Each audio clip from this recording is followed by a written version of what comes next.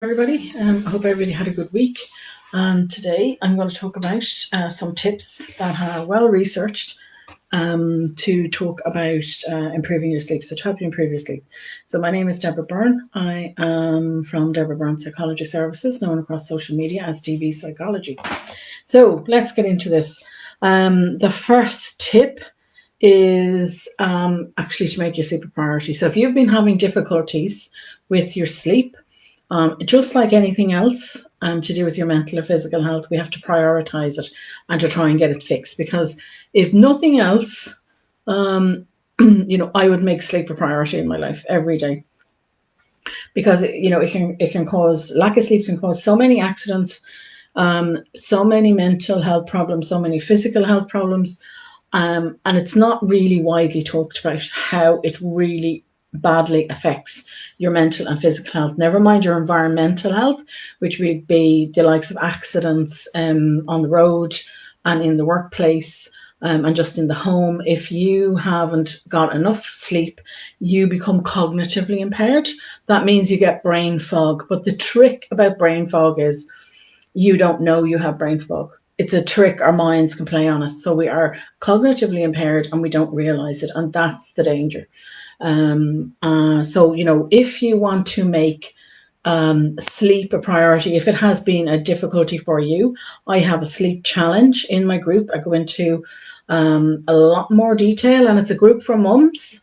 And I'm going to leave a link in the description below. So if you're a mum and you want to make sleep or want to start making sleep a priority or trying to get your sleep improved even a little bit, come over, find out all the details about sleep and how your body works. Because I have that all in the videos already uploaded into a unit there in my group.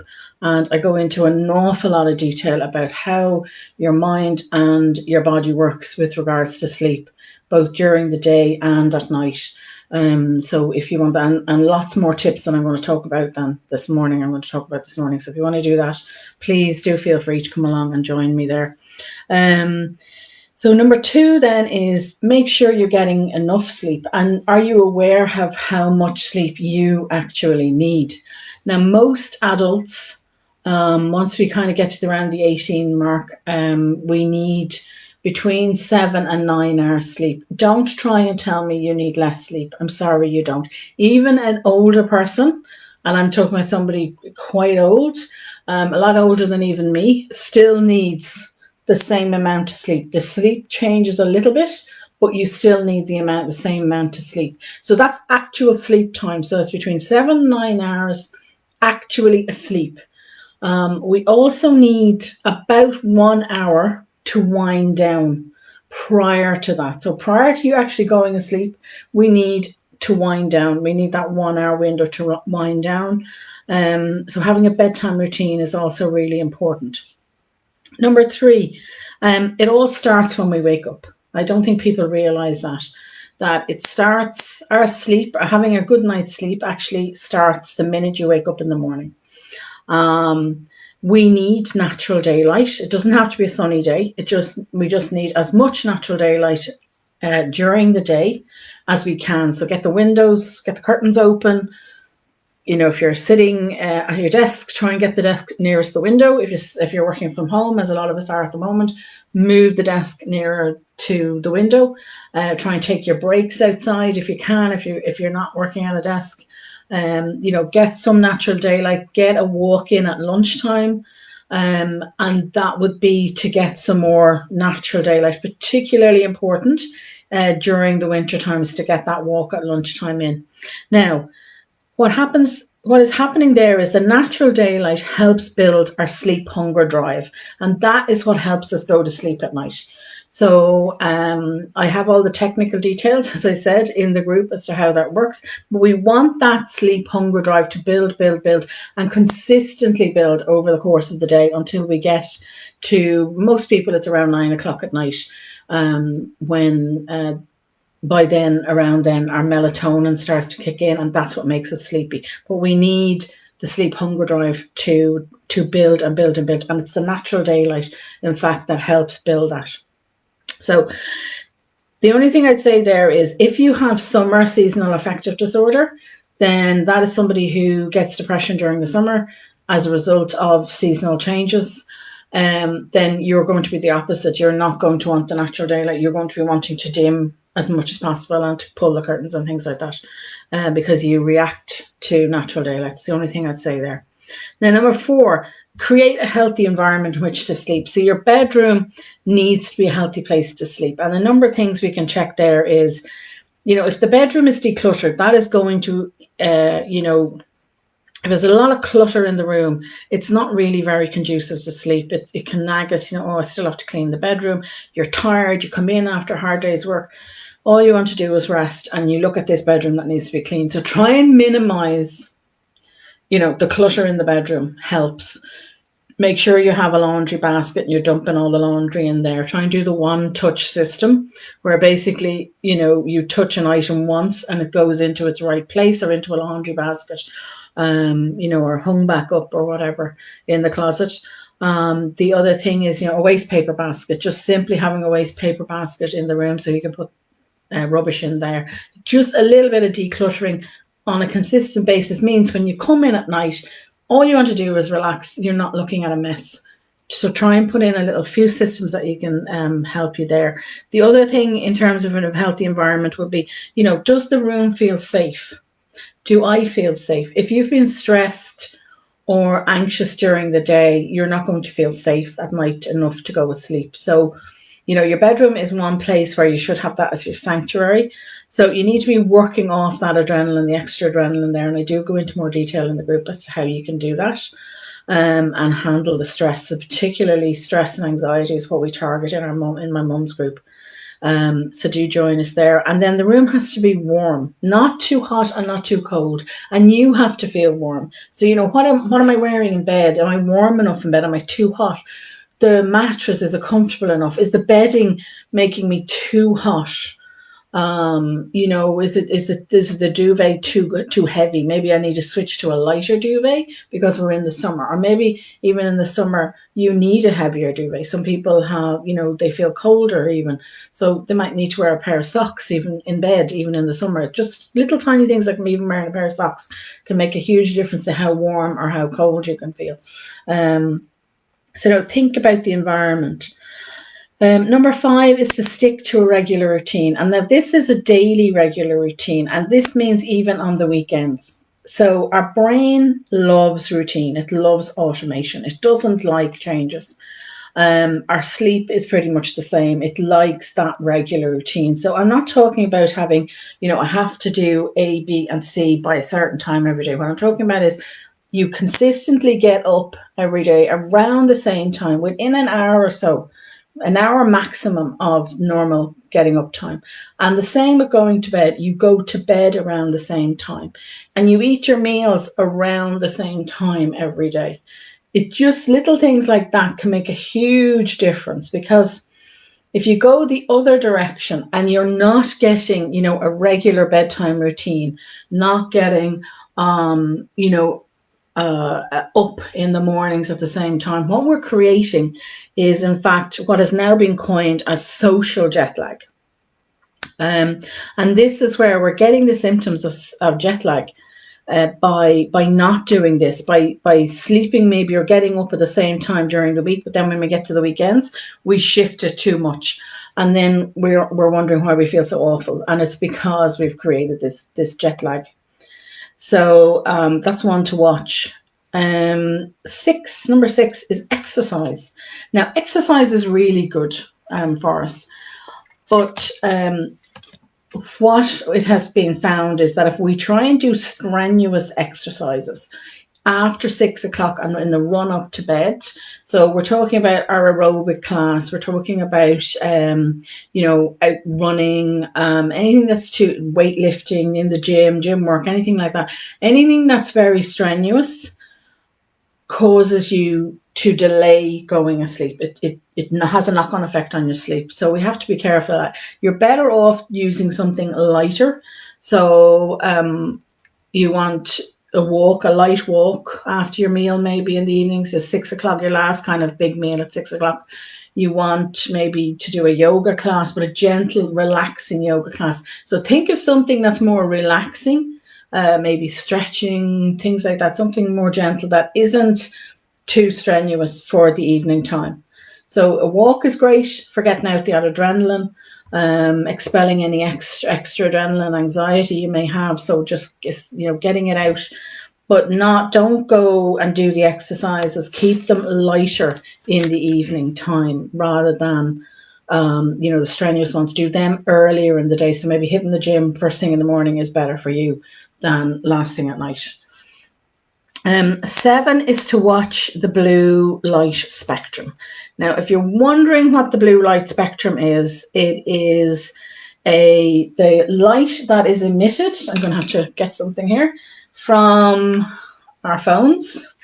I don't have my tablet here, but a tablet, from your computer, this is my Kindle, so from your Kindle, and even from our main bulb or overhead, our lights are white, the white lights, the more they look white. This is a blue light spectrum. Now, this is going to be picked up by your eyes, this part of your eyes. It's not the rods and the cones, in case anybody wants to know. It's a different part. And what that does, it actually stops melatonin dead in its tracks, and it will delay your sleep. So after 6 o'clock, and this is going to be more relevant, I suppose, for the light in the winter time, we'll have our lights on earlier.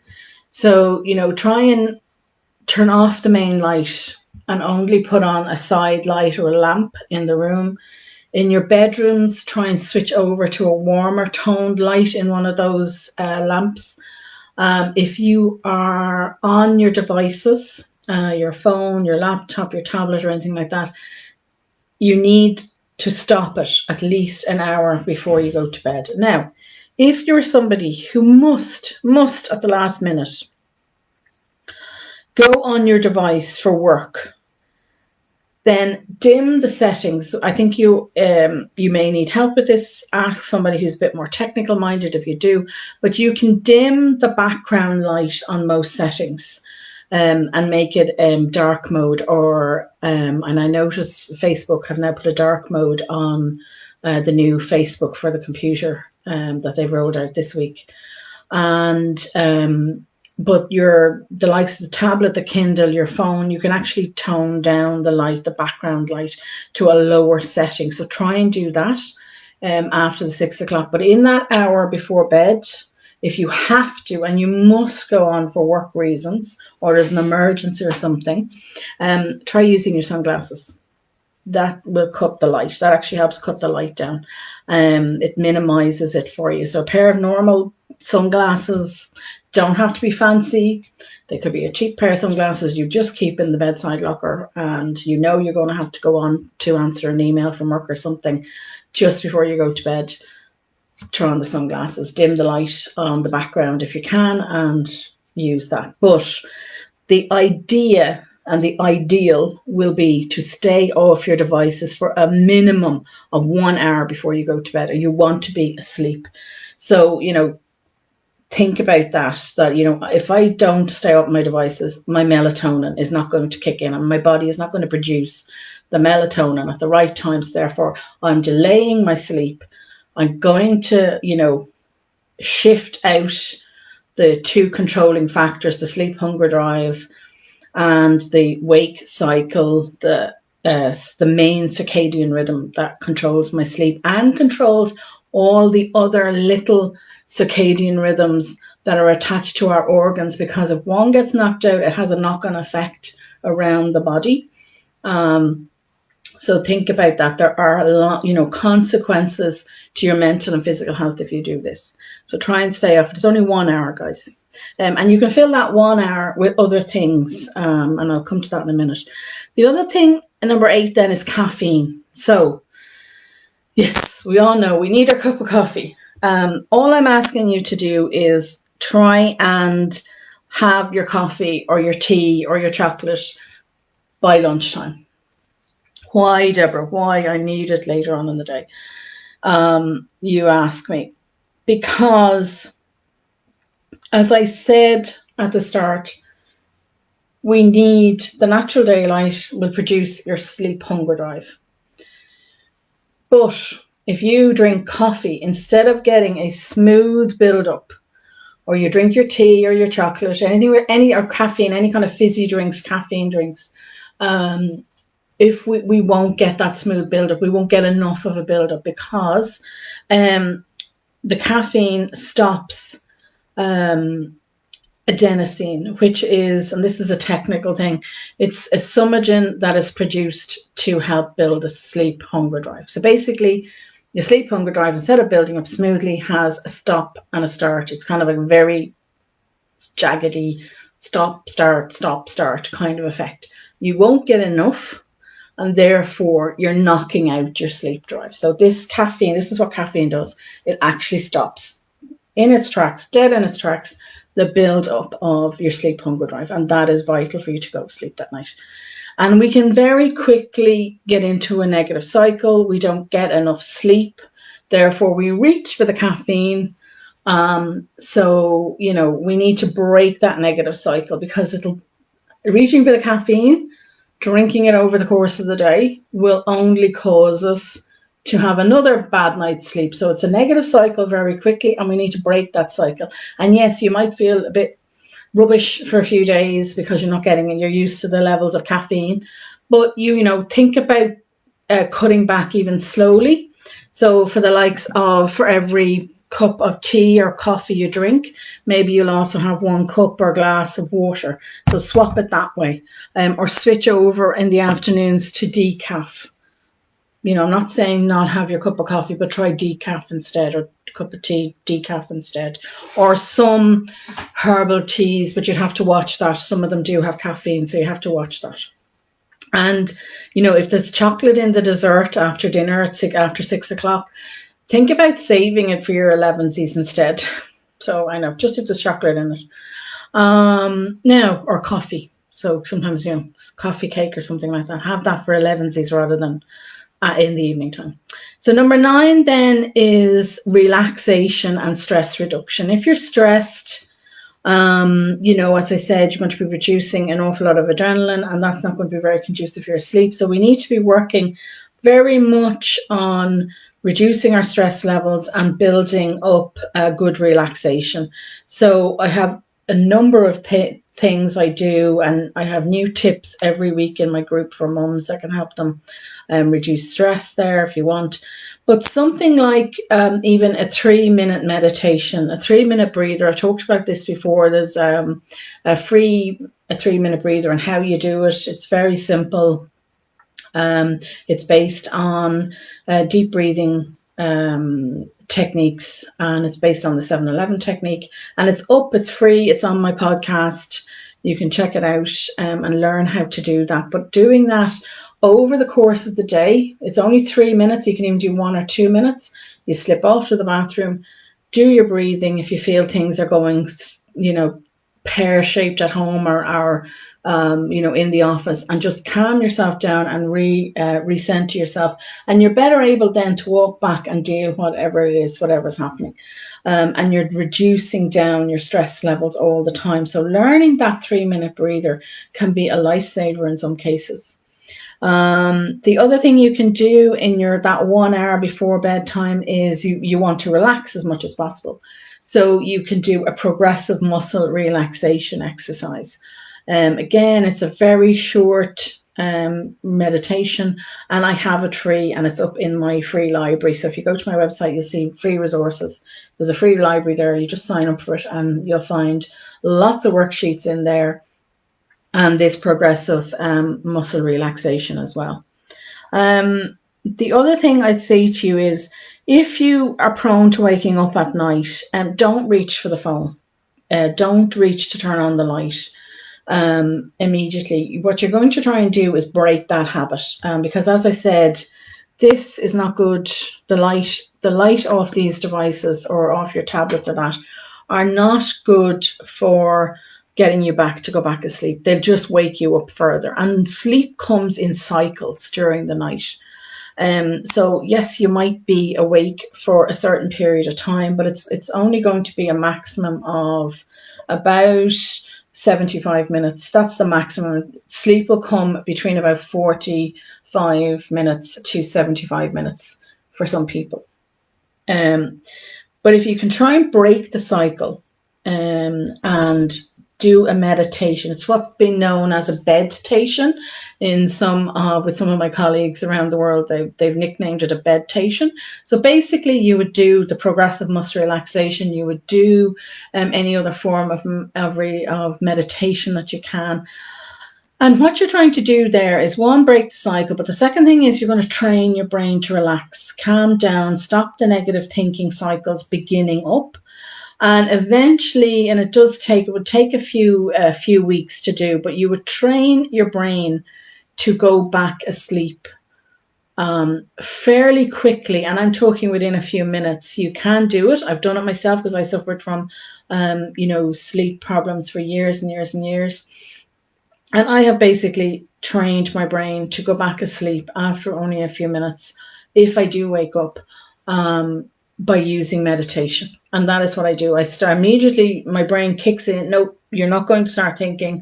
I'm stopping the puppy. That's what the puppy starts running around, starts doing all the thinking. Negative cycle can kick in. I've stopped it by doing this meditation. And so you can train yourself, you can train the brain to do that.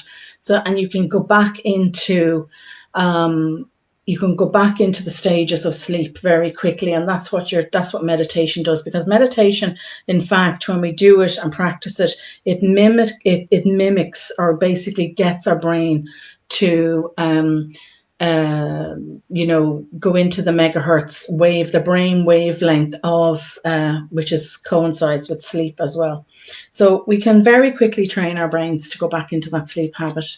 If you turn on the light, if you are in the habit of, using the tablets or, reading and things like that, turning on the light to read and things like that, it can be a very bad cycle. And the light, even if you're using something like this, your phone or that to read, or a Kindle or that, you're stopping the melatonin building again, and you're not going to sleep.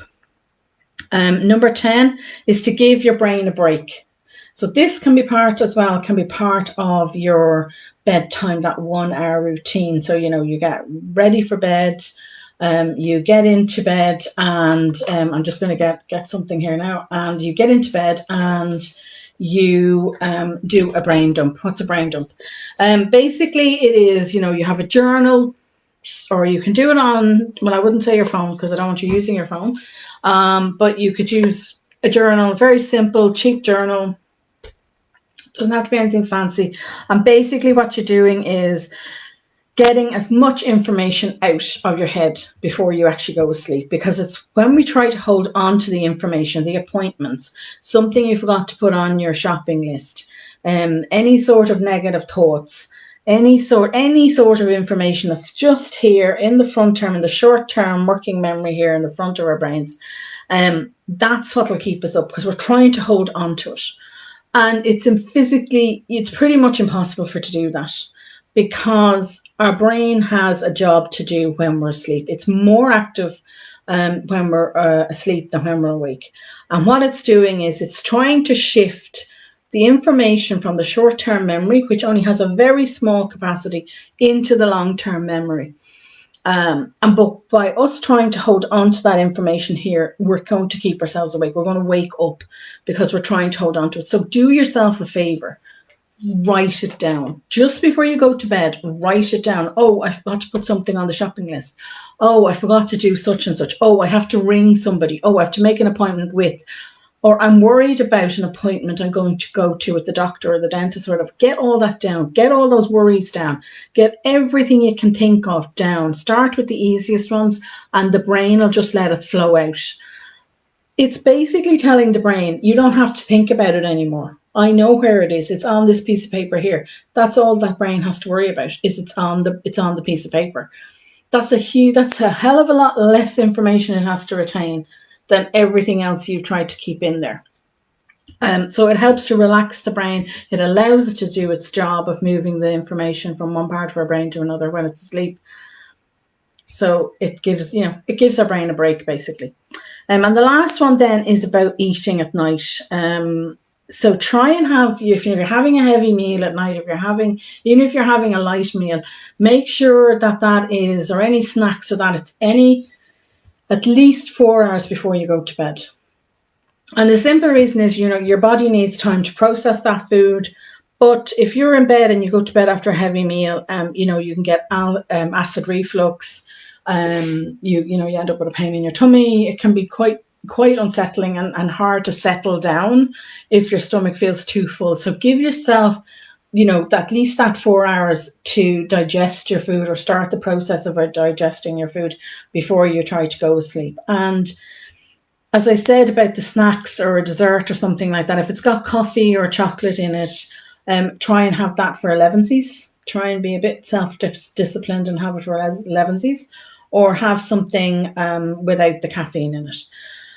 The other thing I'd say to you is alcohol. Now, yes, alcohol, it does relax us, but unfortunately, and it may help us sleep. And some people drink and they relax and then they fall asleep. But try and leave about 3 hours between, your last drink and sleep. For the simple reason is, if you are drinking, and an awful lot of alcoholics will find that they drink, they fall asleep, and then they wake up around 2 or 3 in the morning.